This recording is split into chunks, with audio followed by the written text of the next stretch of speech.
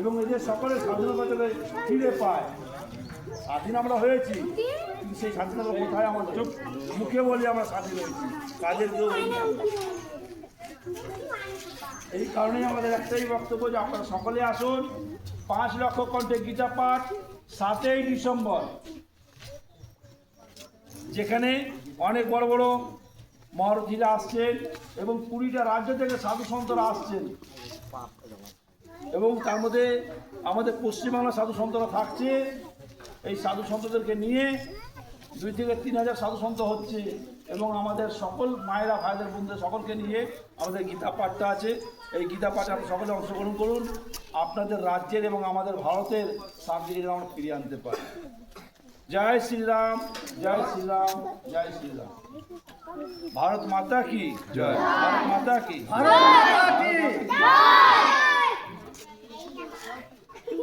শান্তি পাঠ করবো। ছোট ছোট ভাই বোনেরা এসছে, খুব ভালো লাগছে, খুব আনন্দ পেলাম।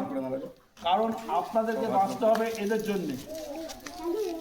আপনাদের জীবনযাপন যা কারো কেটে গেছে, এদের জীবনে এরা যেন নতুন ইতিহাস তৈরি করতে পারে, আর ভারতবর্ষের বুকে এরা বসে নিজের ইতিহাসটাকে তৈরি করে যাতে সুন্দর যেতে পারে, যে আমাদের বাবা মারা ভালো জিনিস দিয়ে গেছে।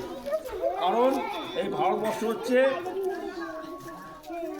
দেবভূমি, যেখানে দেবতারা জন্ম নিয়েছে, আর আপনারা সকলে হচ্ছে ঋষির সন্তান।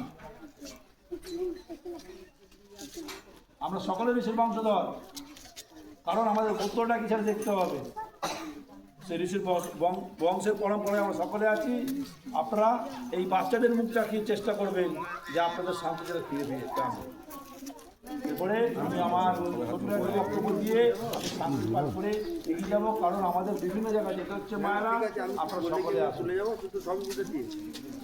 ওম পূর্ণমাদাঃ পূর্ণমিদং পূর্ণাৎ পূর্ণমুদচ্যতে পূর্ণস্য পূর্ণমাদায় পূর্ণমেবাবশিষ্যতে। ওম শান্তি শান্তি শান্তি। এই বাবা বাচ্চা তোমার উপরে এসেছে, সবাই এসে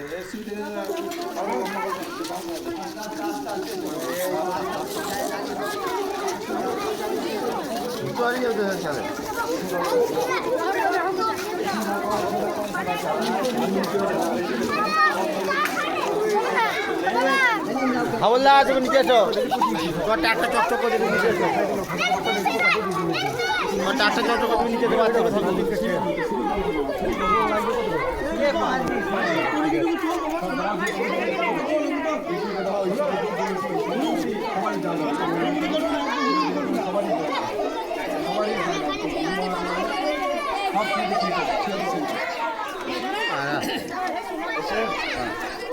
সবাই সবাই আছো।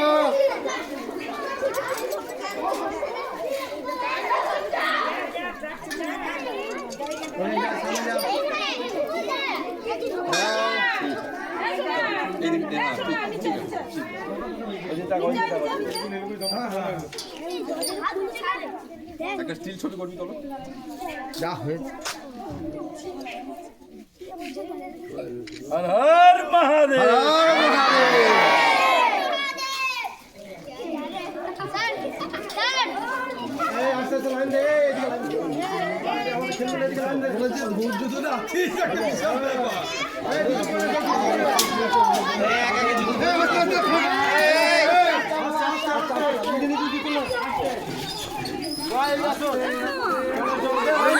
আছে